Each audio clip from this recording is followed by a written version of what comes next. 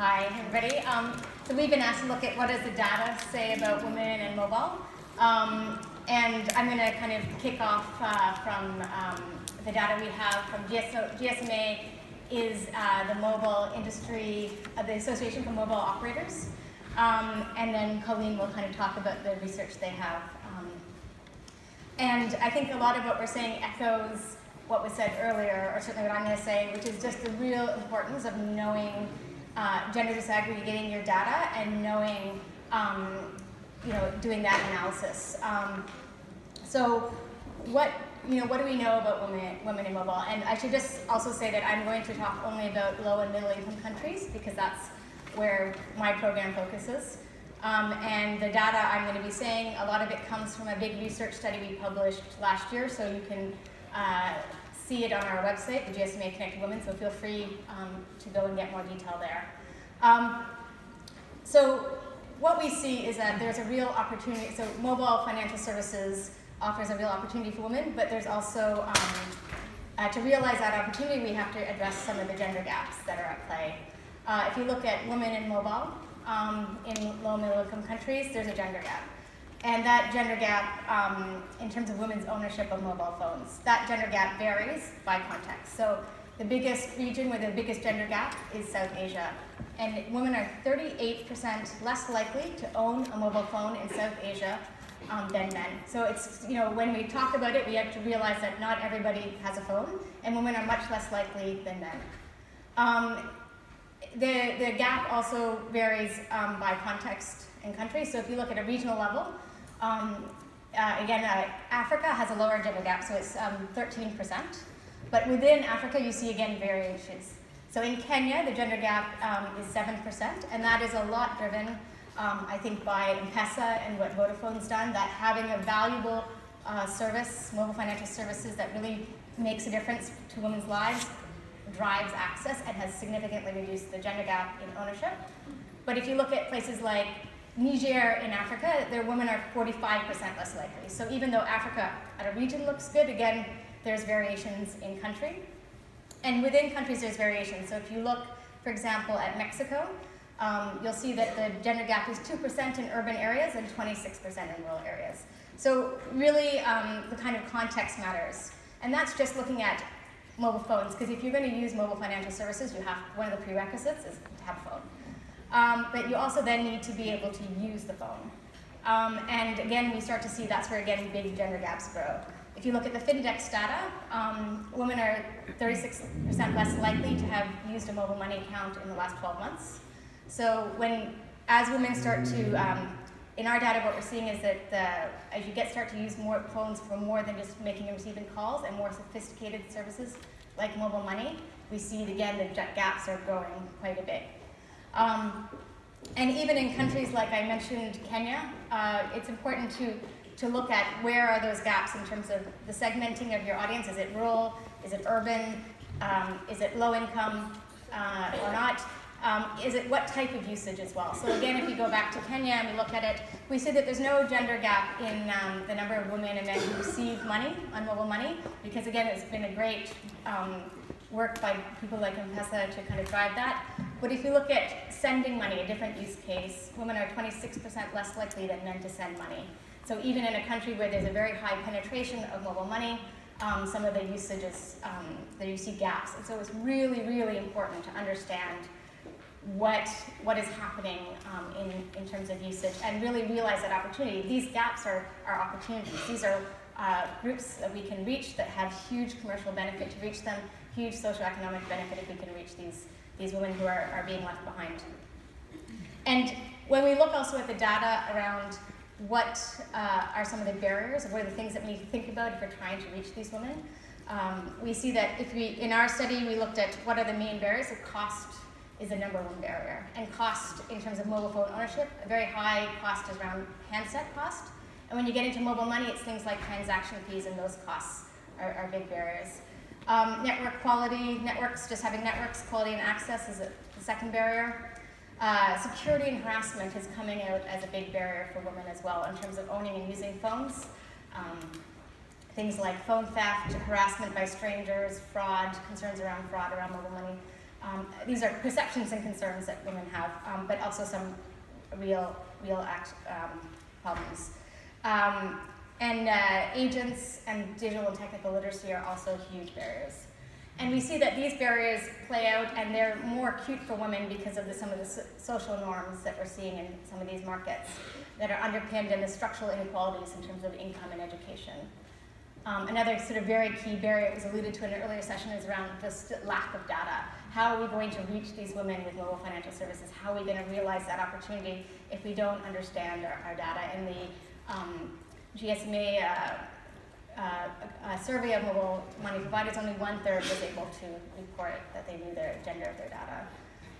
So this is a huge opportunity, and we need to realize it. And I think that I'm just going to mention talk about a couple of countries just to kind of highlight some of how this knowing your data is really important, and it's very context specific.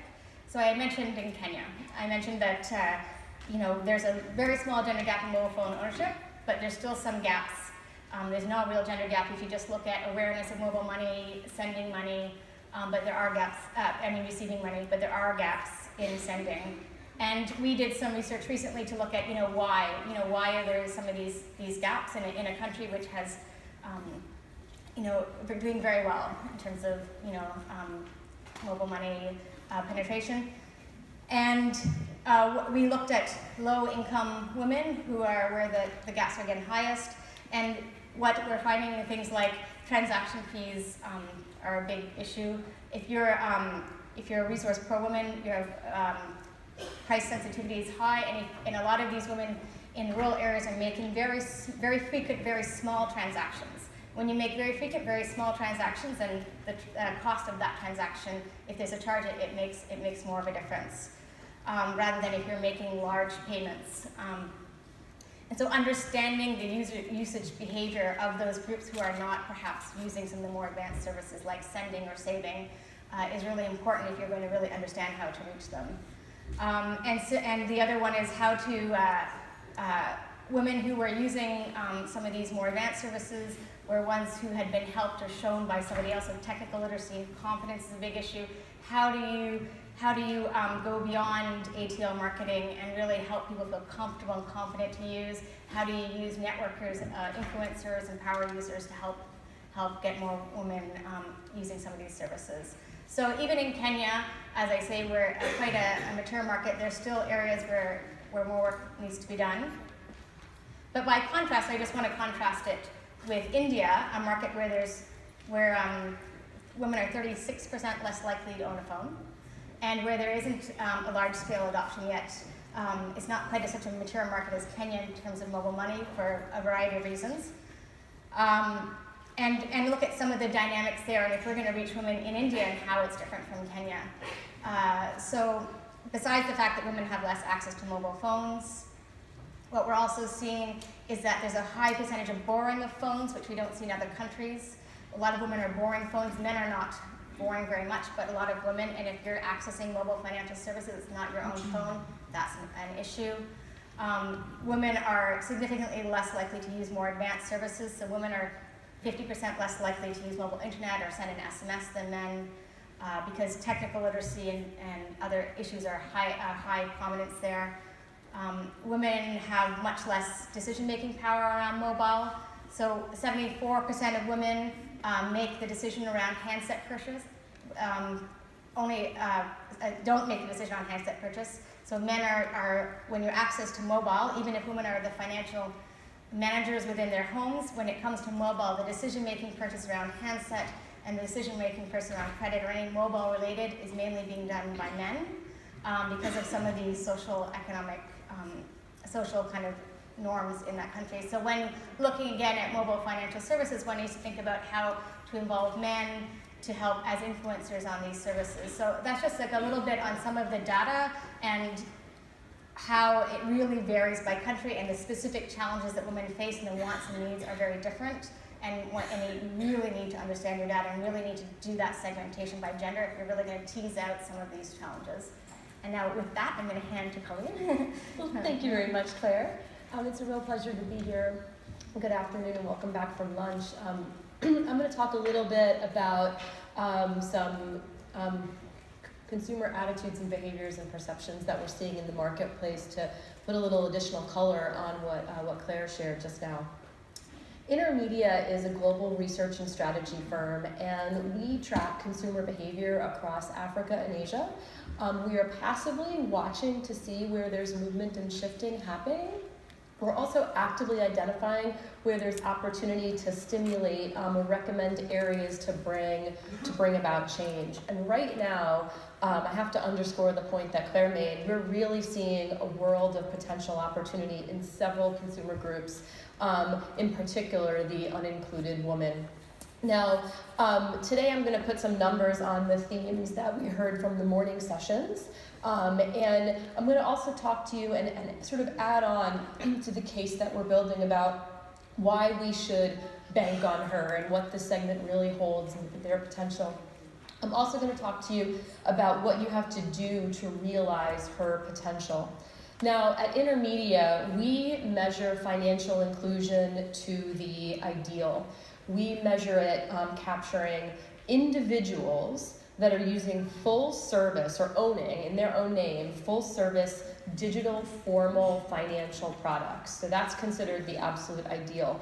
And that's how we essentially define financial inclusion. If you're not in that group, then we consider you unincluded. And we've been tracking this for the past 3 years now as part of the Financial Inclusion Insights annual tracking program funded by the Bill and Melinda Gates Foundation. And we track it across Asia, across India, Pakistan, Bangladesh, and Indonesia, as well as Kenya, Tanzania, Uganda, and Nigeria.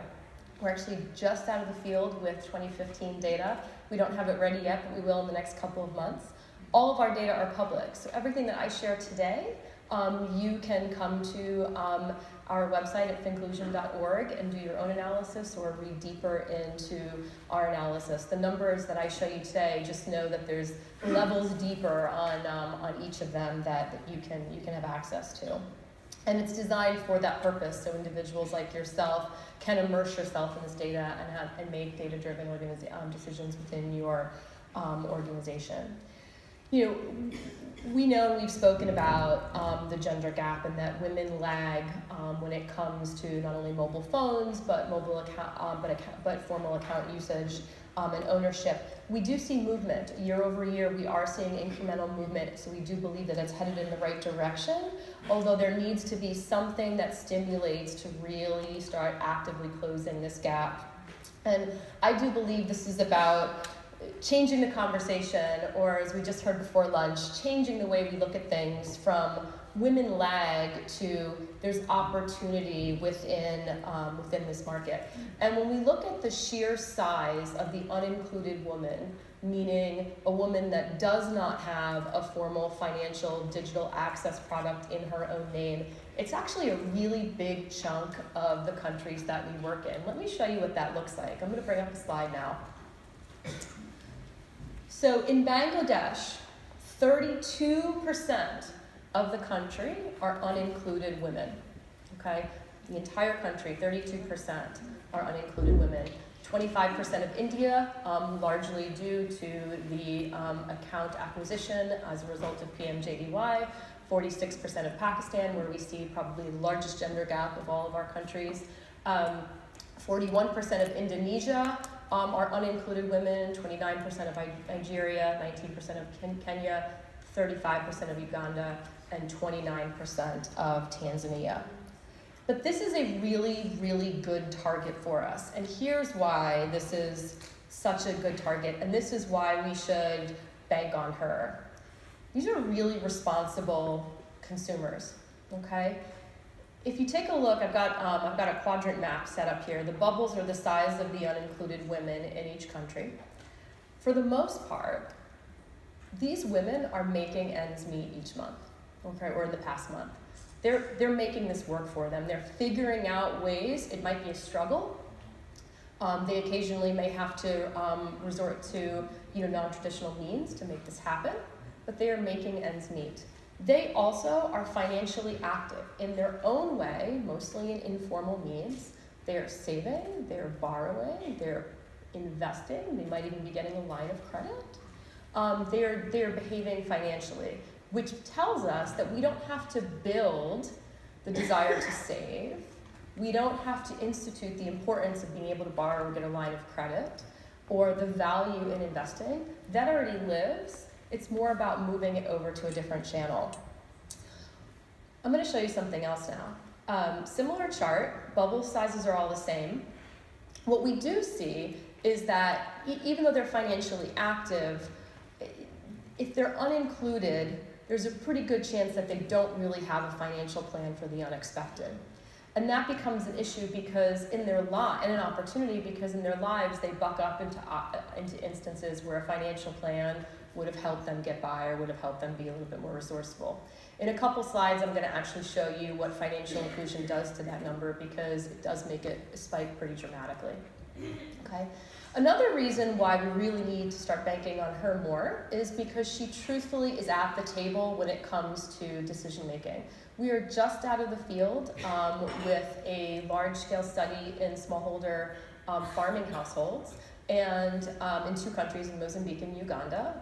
And we actually show that even though only about a quarter of households women are only the head of household in about a quarter, it doesn't matter. When it comes to agricultural activities, which we know are income generating or subsistence generating at the very least, there's a good chance that she's making decisions. So what you're seeing on this slide here, go this way, is this green here are the instances where both the husband and wife are making joint decisions regarding their agricultural activities. When you add on wife only or girlfriend only, in most cases, you surpass 50% where a female is either the sole or the joint decision maker when it comes to ag activities.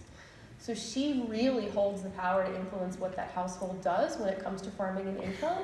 And what we see in other studies that we'll have data ready in a few months on this is that does extend to income management as well. So we are missing a huge opportunity if we don't go after this group here.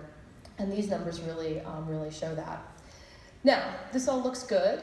We can get really excited about this segment. And of course, this is probably a large segment where in it lives a couple of sub-segments. But there's also a couple of challenges here that we have to figure out a way around. I'm going to actually go back to the previous slide. There we go. Now, Claire was talking about this. One of the biggest challenges is that she really does not have the tools that she needs to do mobile banking. In this group of unincluded women, you see these bubbles here, in some cases, only as few as 20% have mobile phones. So in your unincluded women segment, I mean, there's a good chance that 8 out of 10 do not have mobile phones, and they need that tool. Especially in Kenya, there's a good chance that they don't have the identification requirements to get an account. So they really need to be armed with those tools, and we have to remember that she needs those tools to do what we want her to do. There's another thing that comes into play here, and this is an even bigger deal. She probably has a preference for informal channels, okay? When we look at why unincluded women choose to not get accounts, it's not because she doesn't think she has a need, it's not because it's too far away, only in Kenya is it because of VID. What she'll tell us is that her current needs really works well for her. Women tend to be very loyal, and in this case, women often are the ones that built those loyalty chains in their community. So for them to walk away from a community that they built or contribute to is really, really hard. And right now, to date, we don't yet have a value proposition in place that elevates formal accounts to the importance and value that that informal channel actually has in her mind and in her life. And if we think about this as this is a population that's incredibly loyal, although it's to an informal source. They have the power of persuasion, which we talked about earlier today, and they're at the decision-making table, and they're showing, responsible financial activity, and they're making ends meet. They're really working toward this. we're sort of seeing this picture of a very aspirational consumer here, and yet financial products in her mind do not give her the safety, security, trust, and value that the informal ones really do. And that tells us that we've got to focus on this value proposition.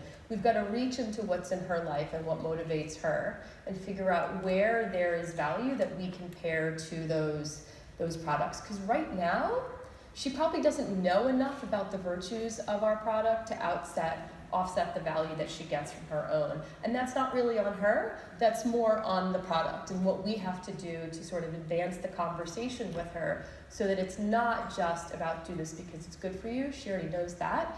It's about speaking to her aspirations and then, as Claire said, right-sizing this with fees that are affordable to her, with access that feels right to her, with attainability that makes her think that this is really something that she can get. I want to, before I turn it back over to Claire for any additional comments, I want to show you one more thing. Bear with me as I zap ahead here. So we took a look at what happens when a woman gets a financial product. And you're seeing a couple of bars here. I'm going to draw your attention to this chart over here. We've got Kenya and India. So the first column, the blue column here, are those women who are poor under the poverty line and not financially included. Over here in the red, we have those that are under the poverty line but included. The green is those that are higher income, not included, and then the purple are the higher income and included women. And what essentially happens is that when you arm them with a product, you negate the impact of poverty on making ends meet in Kenya. We don't see as big of a difference in India, and that could be because of the massive jump in accounts in 2014. Similarly, when we take a look at having a financial plan for the unexpected, when you arm a lower income woman with an account, she actually becomes as likely as a higher income woman to plan for the unexpected in Kenya, and more likely than any higher income woman in India to do the same. And I guess my response is I would agree exactly. I think we're very much aligned in what we're seeing in the data, which is that when you have a product or service that meets the need of women, like you see with M-Pesa, it shows value people will uptake. If you don't understand which segments you're reaching or which types of women you're reaching or not reaching, and what of the group you're not reaching, what they would want and need, then it gets very hard to reach them. And you can see, yeah, absolutely the value of doing that and really understanding that segmentation is really important. Yeah. So much of this is about meeting the unincluded women on her territory, right? With a product that's right-sized for her, with a value proposition that matches her needs, and expect that she's going to be having to make a very, very big decision. Does she leave an informal connection that she potentially had a role in establishing or bringing others into in favor of a formal product, or does she stay? And I would also just add that maybe in our data we're seeing that some of these informal products through a lot of women through savings groups, they meet a need, but they also have a lot of challenges, and there's an opportunity through things like mobile financial services to address those challenges. So they can meet that need that these informal groups aren't. It's just getting the right product or service and really understanding what are the how those are structured and marketed, and dealing with the confidence issue and literacy issue to kind of get that uptake. It's not that these products, that the informal is the perfect solution at the moment. There's definitely an opportunity if we can get it right. Yeah, I would absolutely agree with that, absolutely. I think we're running out of time, but I don't know if anybody wanted, I think we have 5 minutes. Anyone wanted to ask any question, I guess.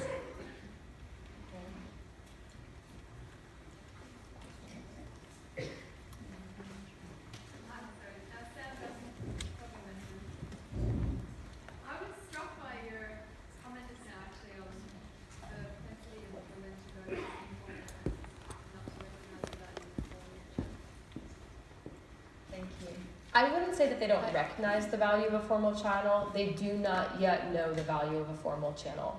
And whereas the informal may be flawed, it has worked for them, and they are really, really resourceful individuals. And they've learned and they've been conditioned to leverage this. So I absolutely think there's that opportunity, but the message and the value proposition has to be there, and it's got to be quite powerful. It's got to be as powerful as putting a mobile phone in their hand, which is also really, really important when you look at the unincluded as a segment, and you see that in some cases only 20% of them have a mobile phone. We can't ask them to do something unless they have that tool. Right, actually, so you just answered I guess my question actually was more, are there lessons, specific lessons about the value of informal channels to these women that we as formal providers can learn from? Because I actually think it's quite an opportunity to flip it on its head and not say, we in developed markets have all of these formal products that we know and come to love and come to use, but actually look at the other side. What is the baseline for most people that have never experienced this before? And actually, can we make formal products better, learning from informal mechanisms? I actually have some stuff from Pakistan that I can speak to unless you had to add. Yeah, you can start, I'll ask. Yeah, so actually that's something that we've been looking at in Pakistan as coming up with almost we're testing some sort of mid-ground, right? Because we do know that there's a social community component in financial management, and there's a problem solution component to it. And in Pakistan, what we're seeing is trying to preserve that same dynamic for leveraging more regulated products. And I suspect that as we all think creatively about how to capture, when we understand the value that does come out of the informal channels, you'll see that it's that community building, helping each other out, close proximity, know where it is, have a hand in how it's managed, that really matter. And I don't think it's about replacing, because so for example, we had a project last year where we looked at how a mobile financial service could be used with a women's savings group. And the particular one was in Uganda.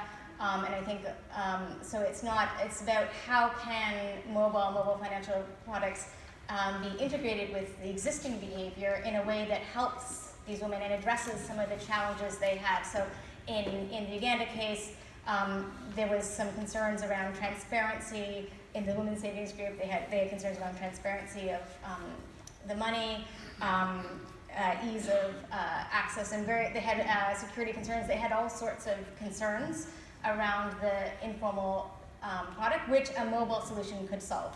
So it wasn't replacing, the women's savings groups were still very much functioning as they did, and it wasn't replacing that. It was how do we address some of the pain points that they were experiencing through mobile, and there was